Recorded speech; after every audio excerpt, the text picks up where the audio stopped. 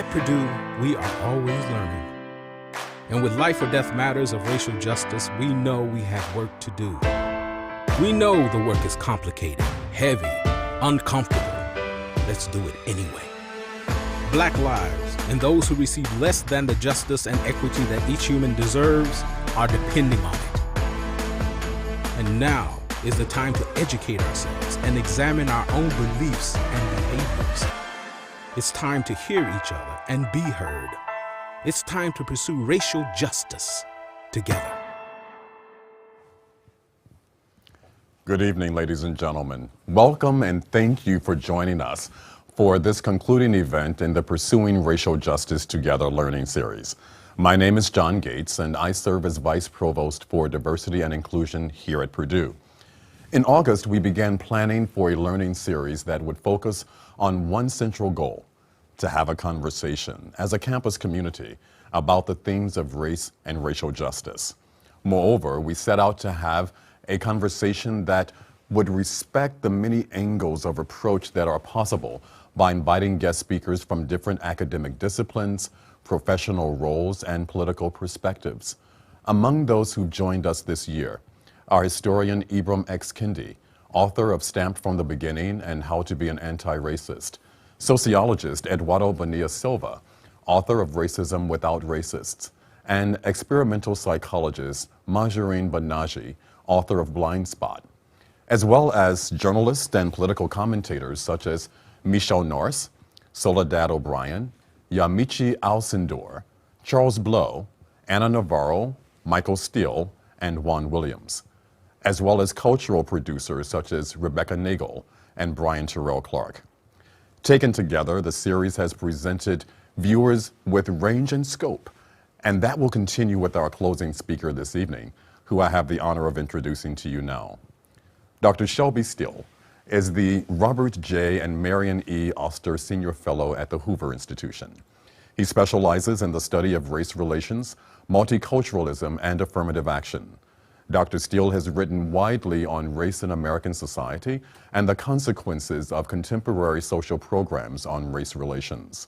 He has received the Bradley Prize for his contributions to the study of race in America, was awarded the National Humanities Medal, and his work on the documentary 7 Days in Bensonhurst was recognized with an Emmy Award, along with other accolades.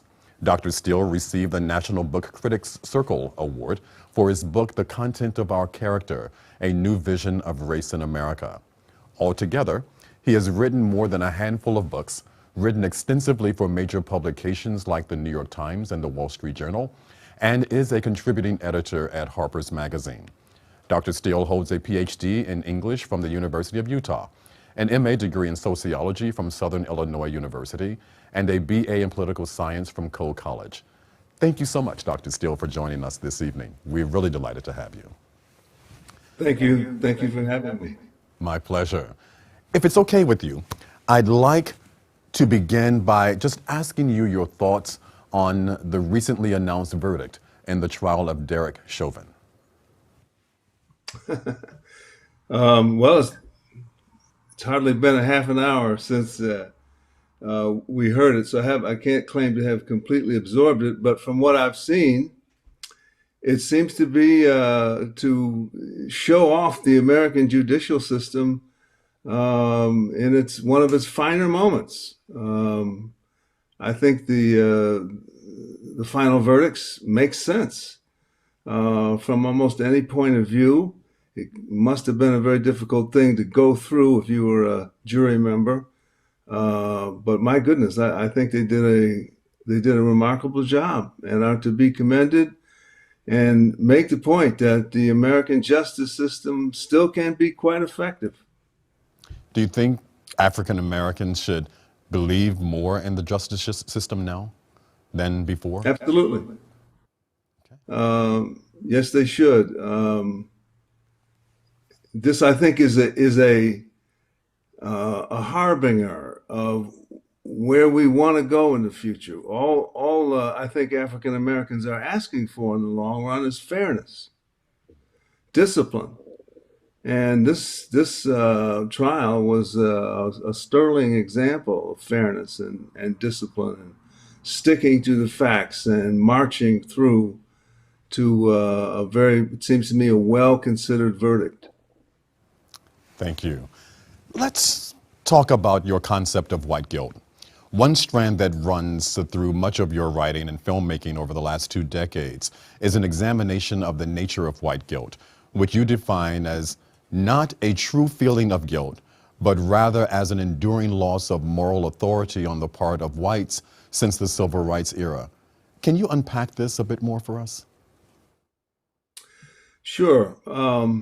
When we use the term white guilt, it's as though, we expect people to be wringing their hands and anguished over something they've done, a mistake they've made, or whatever. But what's interesting to me is I don't think many whites feel that kind of guilt. Some may, but I don't think it's certainly not anything we could depend on. But I think white guilt is really an anxiety, a terror, really, of being stigmatized as a racist and having to have that known in the world. And I think that whites often, to get away because they are afraid in that way, I think they very often act guiltily. Whether they feel guilt or not, and it's the acting that troubles me, that I think really pertains to race. They may support things they don't believe in. They may, sort of fish around for the right politics because they want to be able to say they are innocent of racism. So you look at many black organizations, I think, have learned to tap the power of white guilt, and there is real power there. I think it's maybe one of the most underrated social forces in American life because it has enormous power. You look at the last 60 years of governmental policy regarding blacks, you see the hand of white guilt in a lot of it. As we speak, you see corporate America. So you see Coca-Cola saying they have to have 30% of the employees of any company they work with have to be people of color, and that is about, from my point of view, that is not genuine guilt. That is acting guiltily, so that you forestall any real serious charge. You're just simply trying to buffer yourself. And in order to buffer yourself and go along with this silly request that 30% of the people have to be minorities, you indulge in all sorts of distortions, and you put into place policies that really end up hurting the people that you claim to be helping. With white guilt is that it leads to social policies that redeem whites, that give whites a way to feel better about our racial situation than anything else. It doesn't achieve, these policies don't achieve anything. They invariably fail. But whites get this innocence. They get this sense that their moral standing is returned to them by taking these sorts of positions. So white guilt, I think, is a dangerous thing for Black Americans. I think we've sensed it. We've learned how to manipulate it very well. We've learned how to squeeze it out of whites in situations. Many of these situations, like the current one, George Floyd, Michael Brown, so forth, we're sort of, you can see both races hovering around these events, trying to figure out who's going to get some moral authority out of it.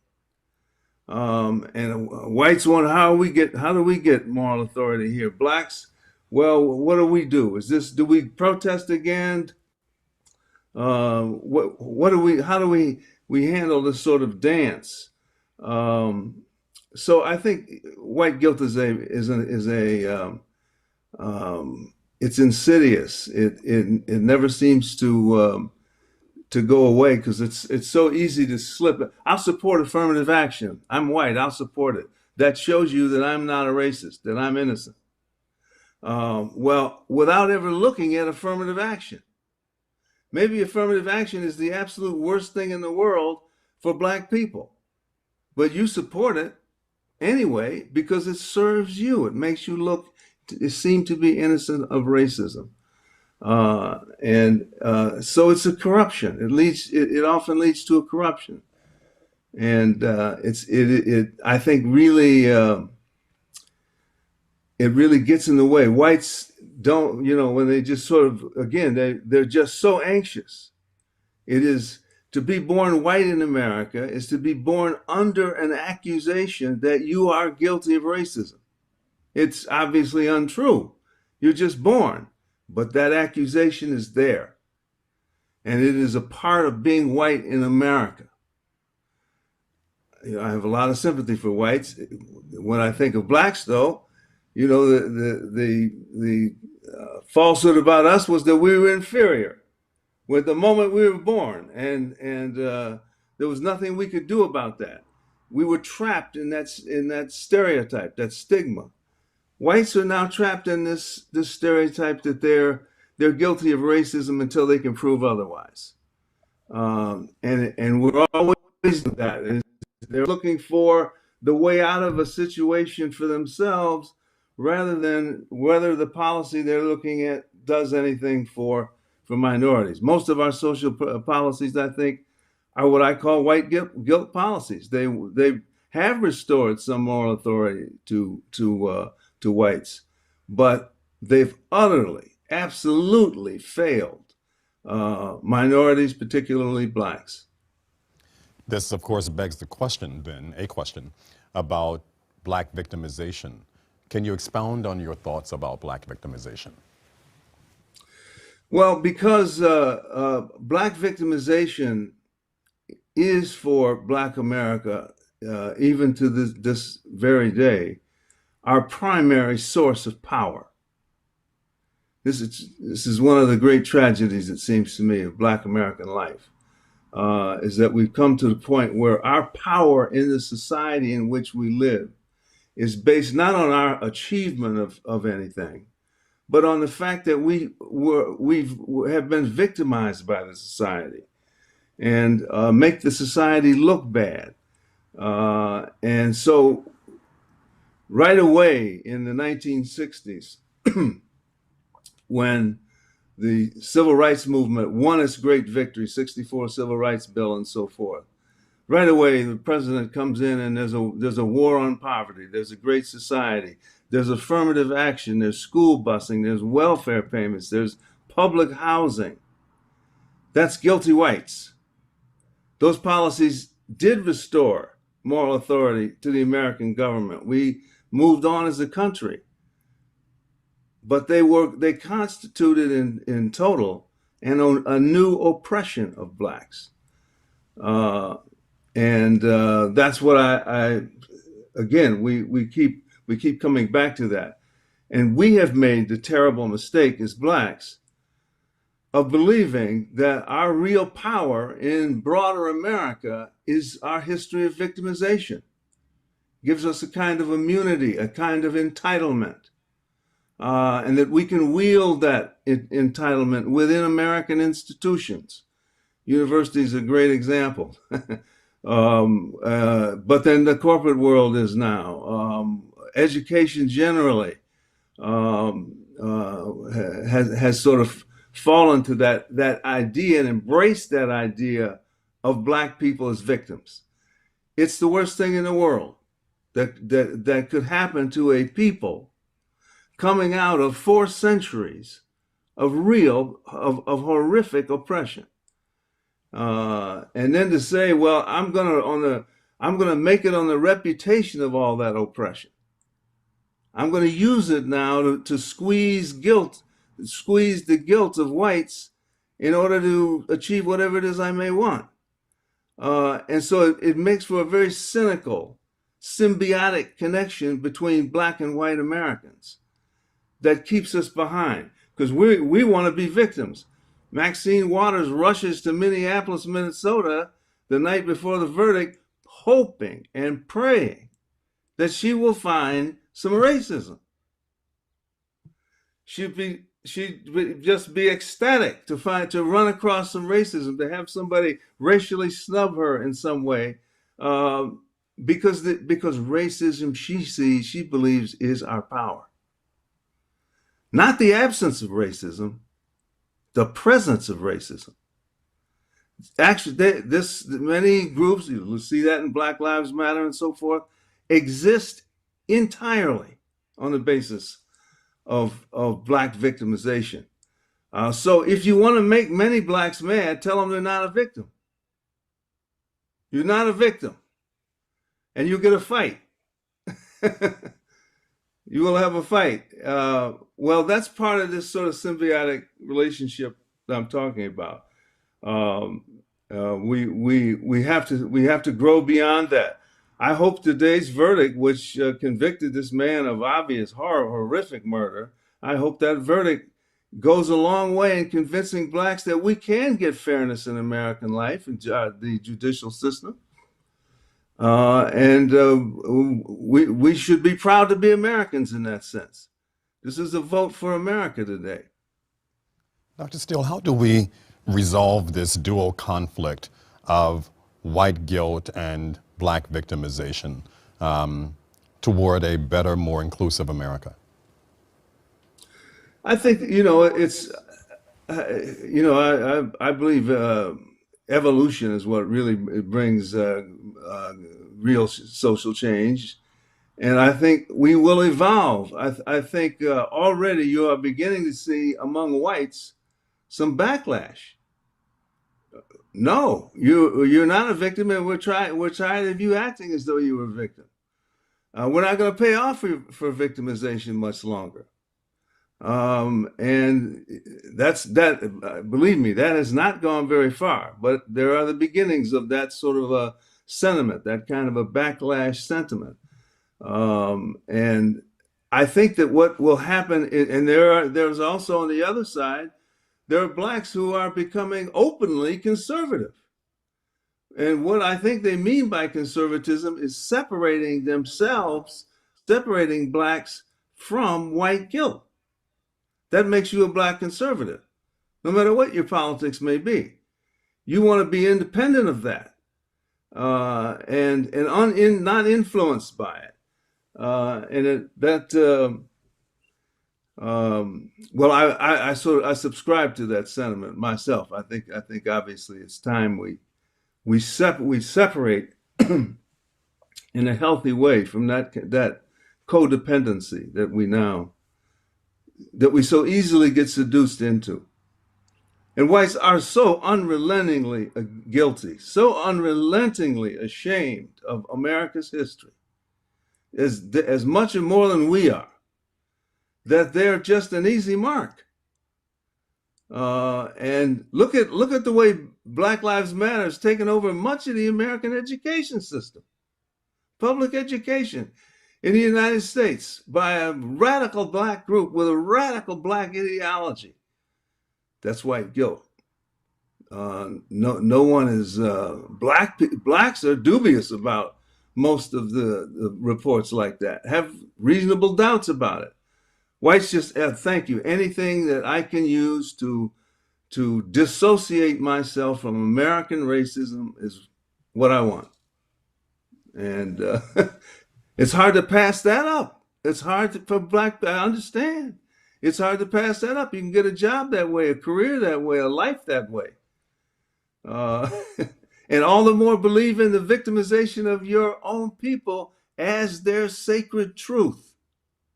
That's what bothers me. You believe it in a twisted way.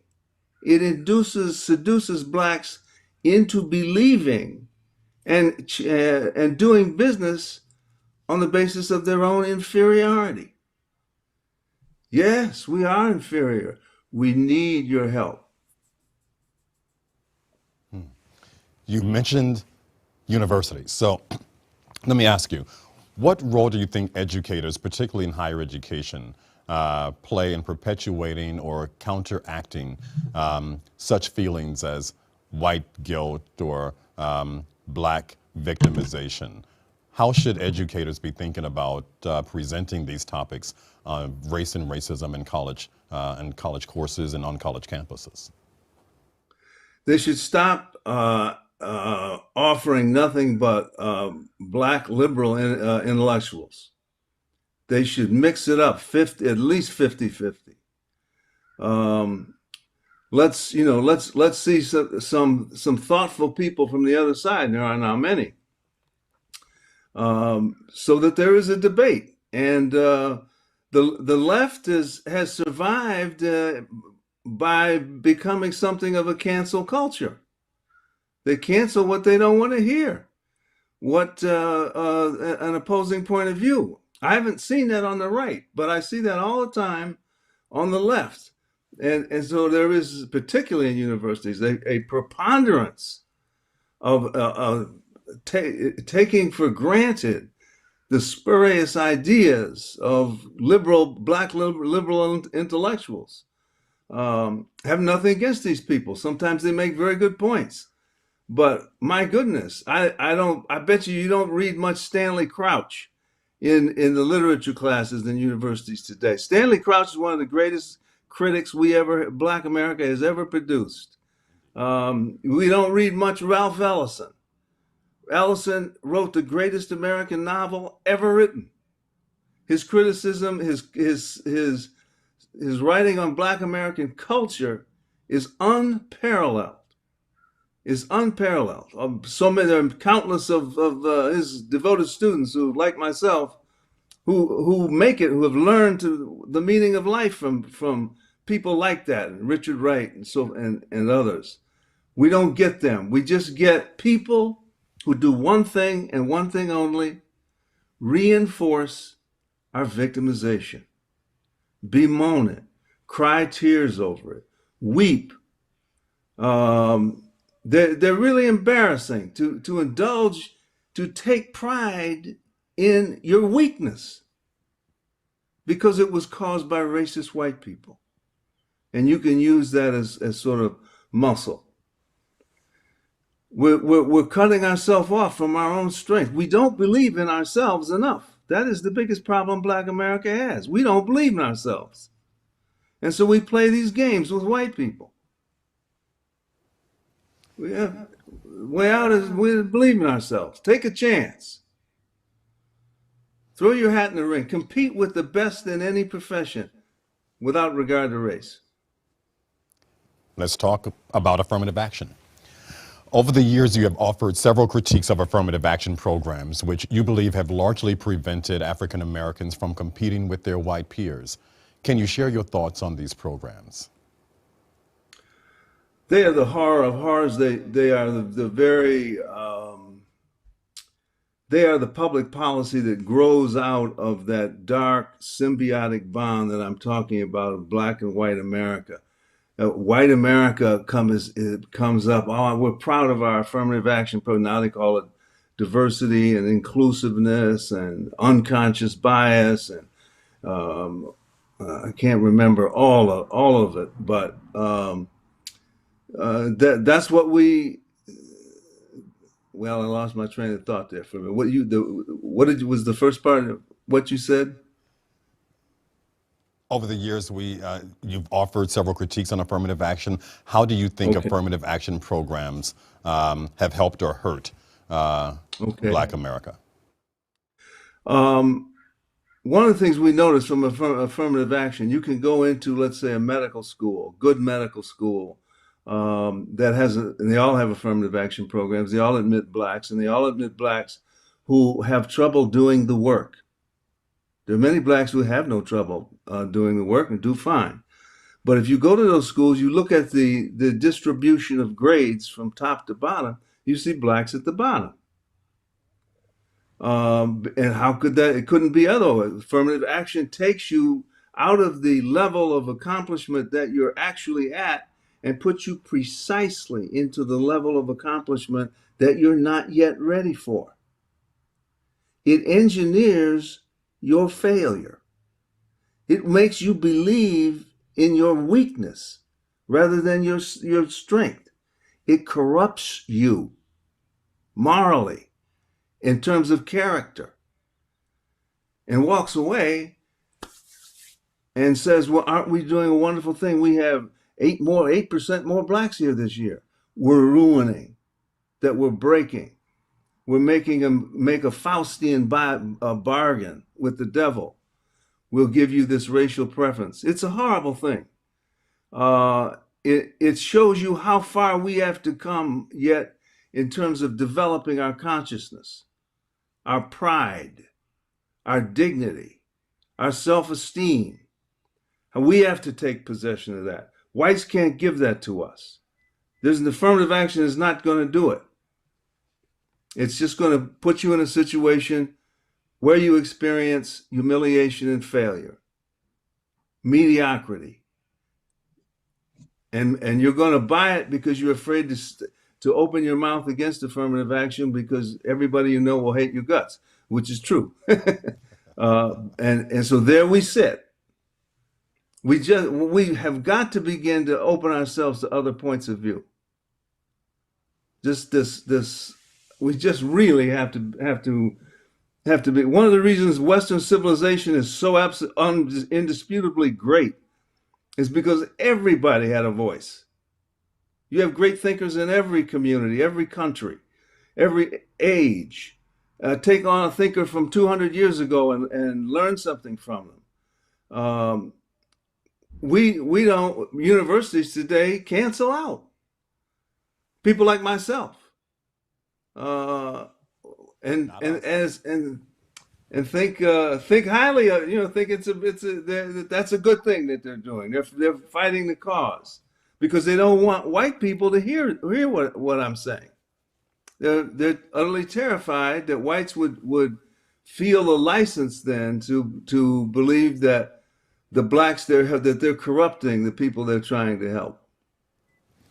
But now, Doc, several scholars and commentators have pointed out the outsized benefits of affirmative action programs for white women when compared to advances made by African Americans and other groups. How does this asymmetry connect to your critique? Well, it's just part of a garbage public policy. Affirmative action is garbage. Women are going to use it. You're throwing at them a chance to step ahead, get ahead in the line, when they've gone to the same preparatory schools as their brothers. They haven't endured the level of deprivation that most blacks endure, and so it's an easy thing. They fill the quotient very, very quickly, and that's been the case since the very beginning of affirmative action back in the 70s. So it's just another obvious corruption. But it's, affirmative action is inherently saying we will use a corruption to advance black people, because if we don't, they'll never get anywhere. They can't compete. They're not competitive. We don't believe in them, and they don't believe in themselves, and they beg for affirmative action because they want that. They don't believe that they can do it themselves. And so you end up with a dirty bargain where nobody gets ahead. So you go in to see a doctor and you say, and he's black, and you I don't care who you are, you're going to scratch your head. What's going on? You're stigmatizing blacks as inferior, as mediocre, as bottom of the class. Well, again, coming out of 4 centuries of oppression, and you turn around and do that to the people you oppressed, and think that you're a wonderful person in the process, that you're a friend of blacks, and you're against racism, when this is what you're doing?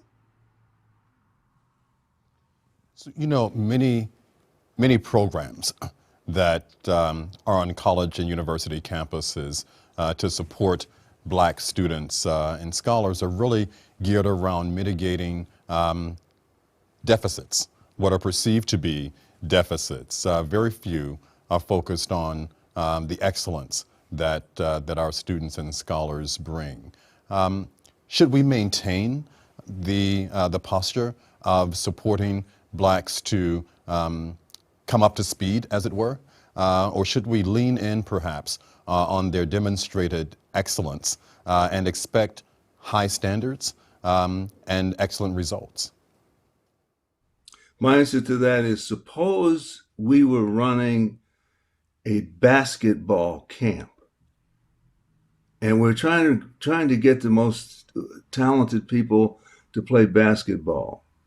And we say, here come a group of blacks.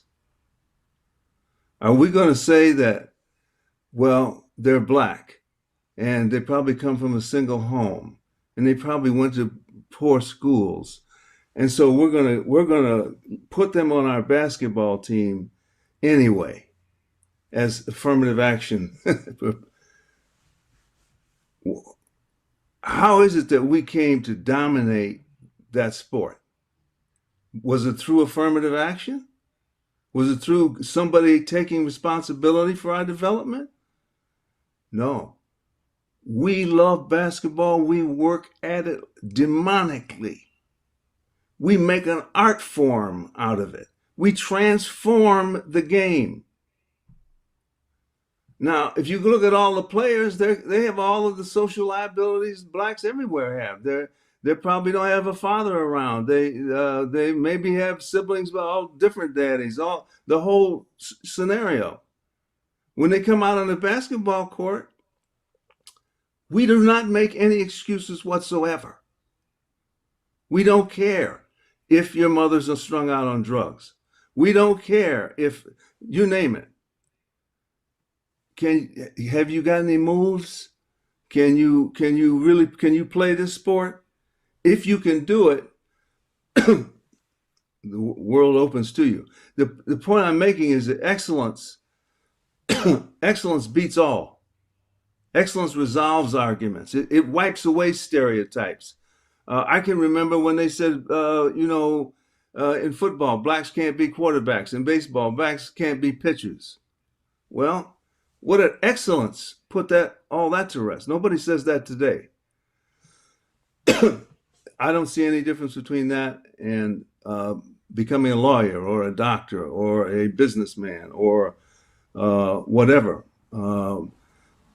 Get good at something. Compete in the world. Learn from that competition. Get better and better, like everybody does. My thing is that if it wouldn't tear me up if I saw them raise the standards for blacks higher than those for whites. Then we get the kind of respect I think we deserve. I wrote a few years ago, Doc, a piece about I Dream America. And in there, I said that, I love being black. I wouldn't be any other race if I could, but I would exchange being black for being considered excellent any day of the week. How do we get America, how do we get white people and black people and all people to see blackness as excellence rather than inferiority? Well, boy, I guess I've struggled with that all my life. And there are so many areas of life and where blacks are dominant. I mean, during the 20th century alone, we created one of the great literatures of the world. Some of the greatest writers of the 20th century were black Americans. Certainly we have transformed music from one end of the globe to the other. I had occasion to be in Poland not some years ago, and walking down the main street of Warsaw, Poland, and I saw a bus go by with Jay-Z's picture on the side of it in Warsaw. That's because there's something that people in Warsaw want that. Whatever it is he's doing and selling. Well, boy, there's no question there. Excellence prevails. Uh, it prevails everywhere it appears. We have to value excellence as opposed to the idea that you help black people by being militant and looking out for racism around every corner. Um, let me, you want to criticize me to me that school is racist and so forth. Let me see your grade point average. How hard are you working in school? What achievement, accomplishment? This is the way we live in a society free enough to allow us to do this. People are coming here by the hundreds of thousands as we speak to get an opportunity to have that kind of chance in life. We have it. We have it. Now it's time for us to stop wallowing in the past, using the past to shake down the society's guilt. That's where we're falling to pieces. That is when I think of the black community that I grew up in, and I remember the families in that community. All of us were poor. It was segregated off the south side of Chicago. All those people wanted something better for their families. Everybody had a father in the home. Maybe he drank too much, but he was there. He performed his duties. There was honor in that. I remember they were talking about public housing. My father and his friend next door, they saw that as for losers. The government's never going to give you anything worth anything. This was in the 50s. Now we've had 60 years of government help, and we're farther behind whites than we were back in my father's day. I'm very proud of him, by the way. I'm proud of all the people in that neighborhood. And there was some people, Melvin Van Peebles came out of that neighborhood. Mary Berry, an actress, came out of that. Just Nothing, Nowhere, black neighborhood off the south side of Chicago. But they had families and a little community that wanted them to do well. That's how you do it. So, a lot of people, Doc, would argue that the current conditioning of black people in black America stems from slavery. And many people believe that slavery was 400 years ago. But as I look at my own lineage, my grandparents were slaves, right? It wasn't that long ago. My grandfather was a slave. Wow. Wow. So we're talking about a relatively contemporary time, right? Some people have made it through and excelled. Some people have not. Are we grappling with the remnants of a slave mentality with regard to black people's thinking? Is there still the infrastructure of slavery and Jim Crow, or have we really gone beyond all of that? Let me tell you a quick story by one of my favorite writers, Albert Camus, the French writer. Writes a story. It's set in Algeria. White man, school teacher, lives in the mountains and teaches Arab children in his school. They bring him a prisoner who was a revolutionary in Algeria, and they're transporting him to the city to prison, and they have to leave him off at night with this white school teacher, who takes him in, leaving out a lot. Next morning, he has to walk him to prison, and he says to himself, he's a native, he's an Arab. We shouldn't, I don't even know if we have a right to be here as white Frenchmen. But I'm certainly not going to walk him anywhere. I'm going to set him free. So he gives the man a lot of money, maybe $10,000. He gives him food, and he says, this road is to prison. This road, in the opposite direction, is back to your people who will take you in. He he then leaves him there. After about 100 yards or so, he looks back and he sees the man is in absolute anguish. He is pained. He just doesn't know what to do. The white man grits his teeth and keeps walking away. Finally, he stops even further down the road. He looks back and he sees the Arab has taken the road to prison, chosen the white man's prison over freedom with his people. That's what oppression does to people. That's the psychology of oppression. Its mark is to breed into them a lack of faith in themselves, faithlessness in themselves. And then you don't need to oppress them anymore. They oppress themselves. They go to prison. They walk to prison. Black America literally goes to prison rather than freedom. Freedom's difficult. You got to work hard. You have to be responsible for yourself. You have to have ambitions, and you have to work, so forth, and work hard. And that's been taken out of us by oppression. It seems to me today that's where our real struggle is in self-belief. You can't raise children in a wholly positive way if you don't pass self-belief onto them. This is why my favorite black leader of all time is Malcolm X.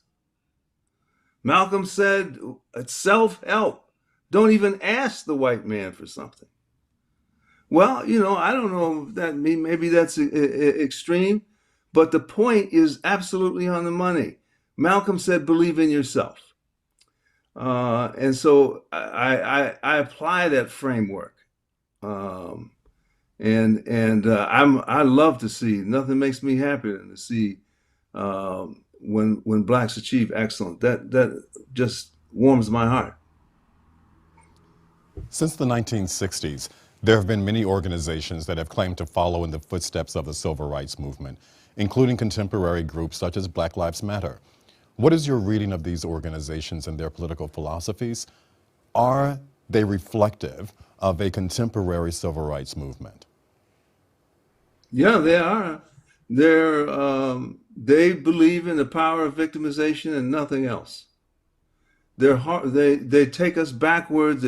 All they do is take the wound of oppression at you and just massage it. Just rub it and live off of it and rub it in white people's face and you'll be wonderful. You'll get along fine.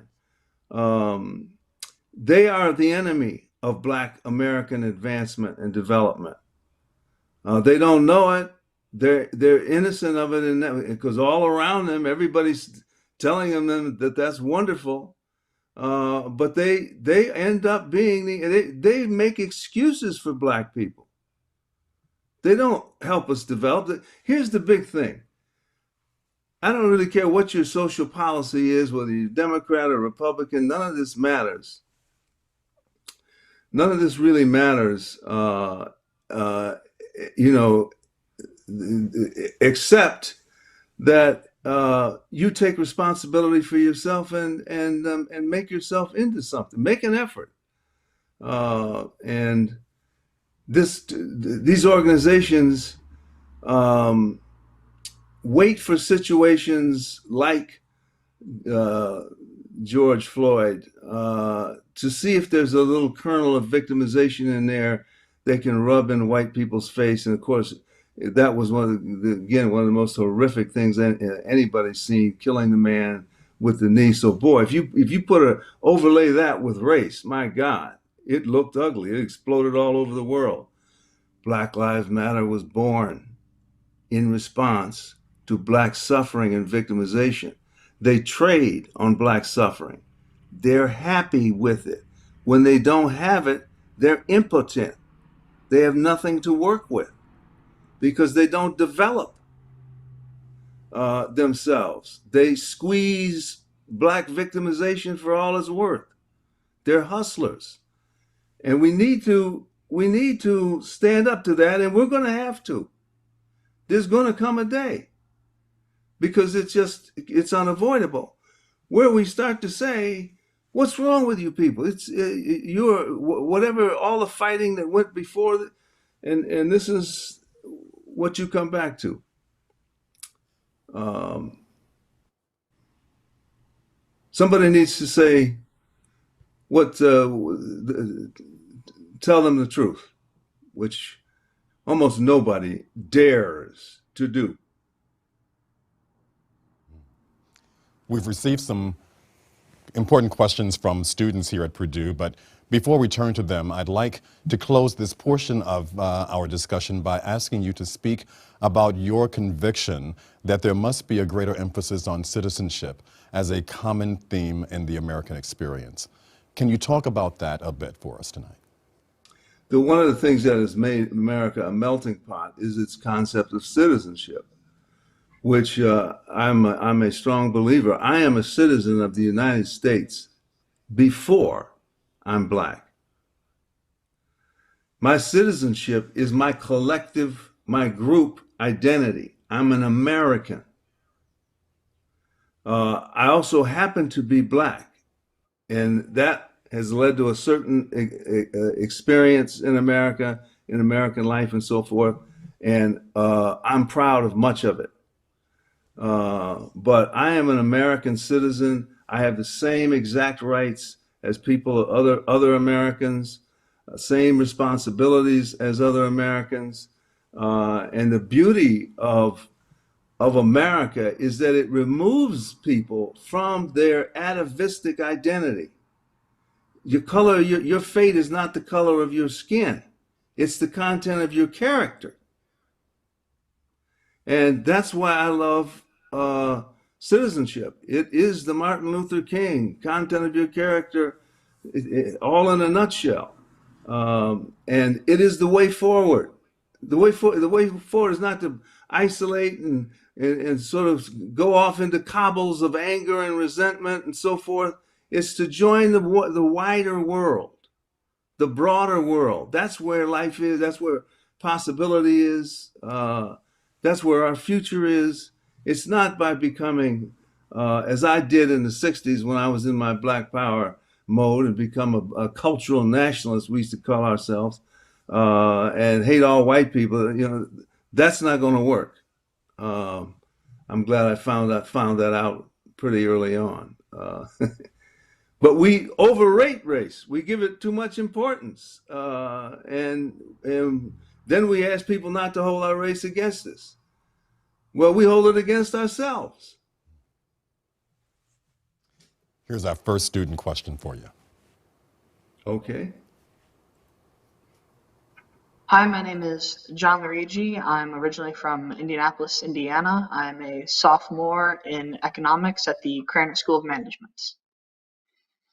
My question is regarding a lot of the diversity initiatives adopted by universities and other institutions.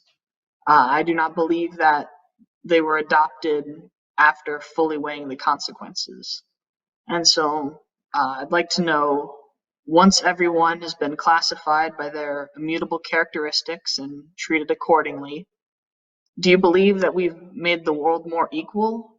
Or are you concerned that we let the idea of equity lead us down a path towards a new form of segregation? I believe the latter part of the last sentence, that you're right on the money. When people are hit with freedom, it's so difficult, it rocks them, that they very often go right back into denying that they're free. They reject freedom. And what you see in a lot of policies today resegregate America because we're afraid of freedom. If I meet somebody white, boy, well, maybe they're racist. I don't know. And so I better keep my racial chops alive because I might have to deal with whites here and whites there. And so I'll make public policy like the one you're referring to that sort of resegregates the world in a way that I'm comfortable. I'm comfortable being around my own kind. Um, and you, I think are absolutely right. Um, the result of that is that we resegregate. We recommit our own oppression because we're afraid yet to move beyond it. And yet that's the challenge. I just want to know who you are. If I meet you, I just want to know who you are, what what you think about things and what you feel. Your race is, if your race has informed you in some way and made you more interesting as an individual, then fine. Let me know. Maybe I can use some, even though it comes from another race. I'm not against learning from anybody. Indeed. Thank you. We'll move to the next question. Hi, my name is Sunil. I am a junior from Westport, Connecticut, studying computer science and political science. Thank you for being with us here today. I'm grateful to be able to ask a question on behalf of the Political Discourse Club. We are a student organization that fights political polarization by promoting civil discourse on college campuses. As someone who studies the polarizing subjects of affirmative action, multiculturalism, and race relations, how do you engage in constructive conversation with those who disagree with your viewpoints? Well, I just talk to people. I just you meet people, and my feeling is that I'm not, as you go in unbiased, you check your biases at the door, and you try to enjoy people. It's one of the things that's important to me.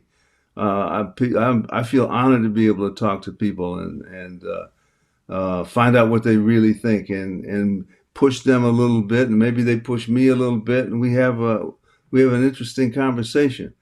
Um, I think it's pretty easy to do. Actually, it's just that one is intimidated at the start, but if you hang in there, usually you connect as human beings rather than as representatives of a race or a politics or an ideology of some kind. You connect as human beings, and that's always what I'm looking for.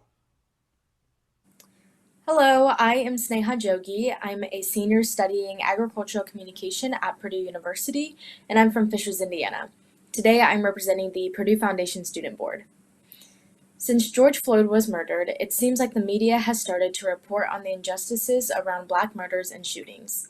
The number of murders have seemed to increase during this time of COVID. As these murders have increased and injustices among the Black and Asian community have increased, I've noticed the media and the general public becoming more desensitized and unfazed to these deaths. With the combination of burnout, emotional exhaustion, and lack of empathy our society faces, how can we keep the momentum of providing justice, educating people, and keeping others accountable going?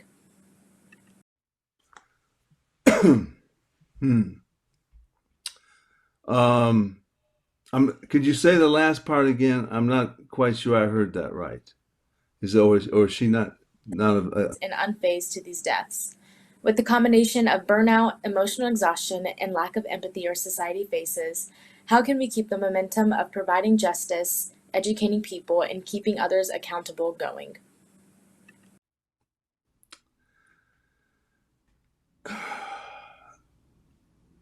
I think that the way to do that is to be a decent person. Try to be a decent person. Try to be fair-minded. Try to be kind to people in whatever ways is possible. In other words, all I've got here is a string of cliches, but all of which I think are true. You treat people like you like to be treated. Um, be sincerely interested in what they have to say, why they say it. Is there, for example, an experience or a set of experiences that led you to this question, led you to think about this? Jen, now we're here, our final question. Hi, Dr. Steele. I'm Claire Bainey, an upcoming senior in agricultural economics and agricultural communications from the College of Agriculture. I'm from Fishers, Indiana, which is a suburb of Indianapolis. and tonight I'm representing Purdue Foundation Student Board. My question for you is based on an interview you did with Brett Baer in June of 2020.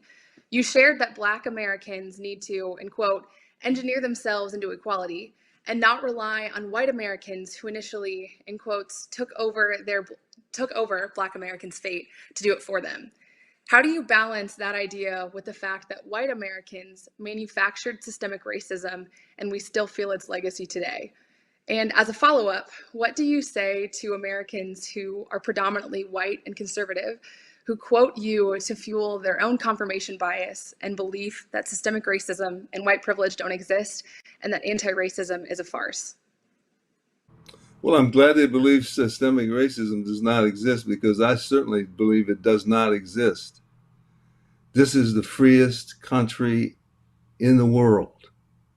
Black Americans are some of the freest people on this planet. If you're Black in America, you can do anything you want. You can become the President of the United States. You can become the CEO of a major corporation.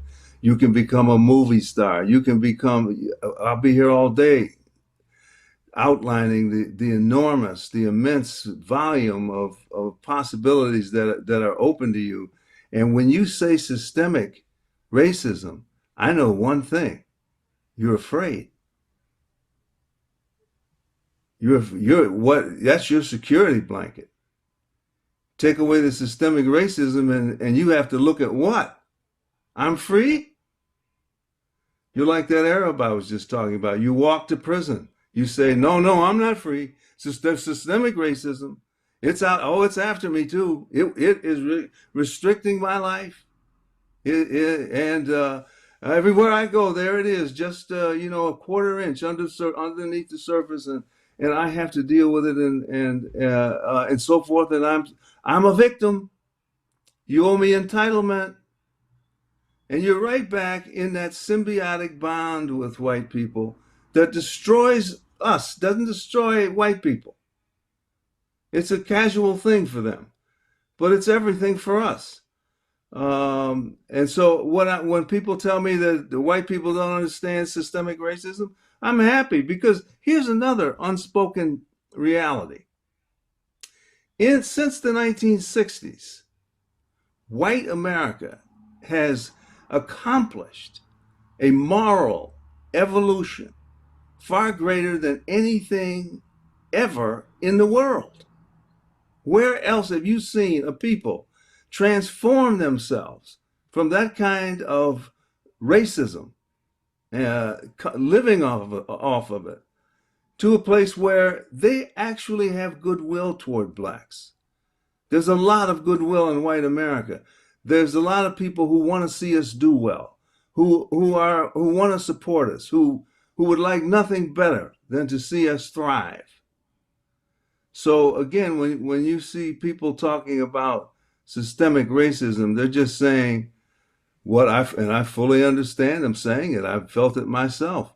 They're just saying that they don't know how. They're a little nervous and insecure about the future. And they're going to keep alive the idea of systemic racism in case they have to have a crash landing. It'll be a little bit of a buffer. Well, it's because I'm Black. Well, I'm here to say that's over. There isn't any systemic racism. You can do what you want. I remember I grew up when there was real racism, real segregation, real discrimination in every single walk of life.